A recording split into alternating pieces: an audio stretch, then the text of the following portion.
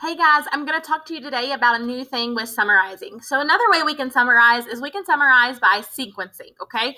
By putting what we've read in order in which the events occurred. So everyone say that big word with me, sequencing. Yes, great job. So we're going to put what we've just read in order. I'm going to read this passage now, then we're going to look through and see what happened first, okay? And then go through the order in which the events occurred. Go ahead and follow along with me as I'm reading. I was so excited to wake up this morning because today was the day my family was going to the zoo. However, when I looked out the window, it was raining.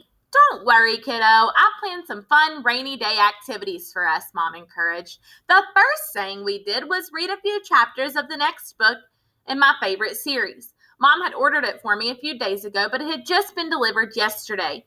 Next, we played two of my favorite board games. Finally, after lunch, we decided to mix up some yummy cookies to munch on the rest of the day. Even though we were stuck in the house all day, I still had a wonderful time.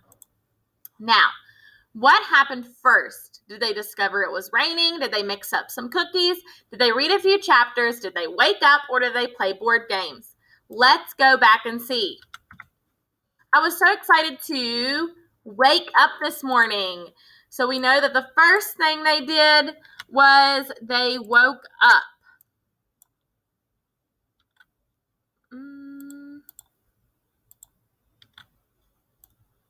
And I'm not sure why that's not working. Let me try to exit out and try it like this.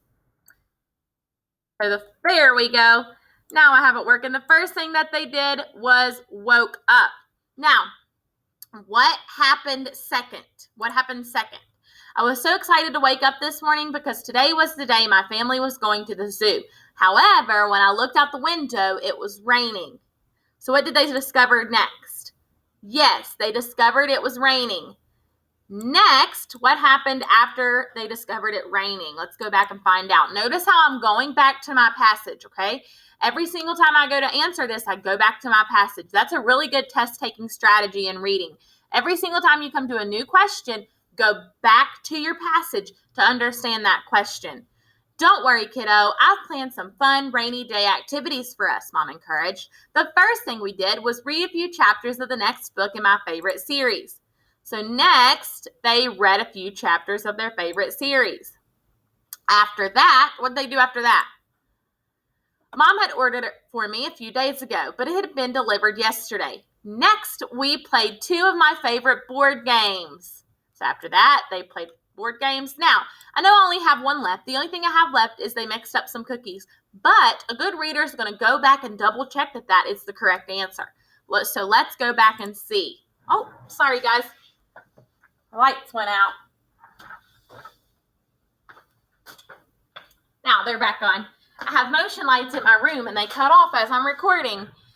So, finally, we see that word finally. That word finally is a concluding word. We know that the passage is getting ready to come to an end.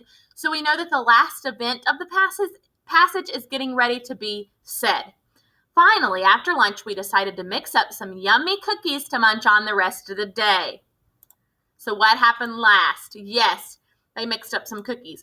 Now, if you look at this, we see it in order. First, they woke up.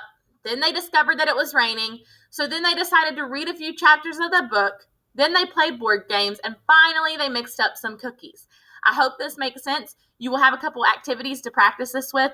This is a very simple skill, but it's also really fun to kind of figure out what happened in order. If you have any questions at all, please let me know. Bye, guys.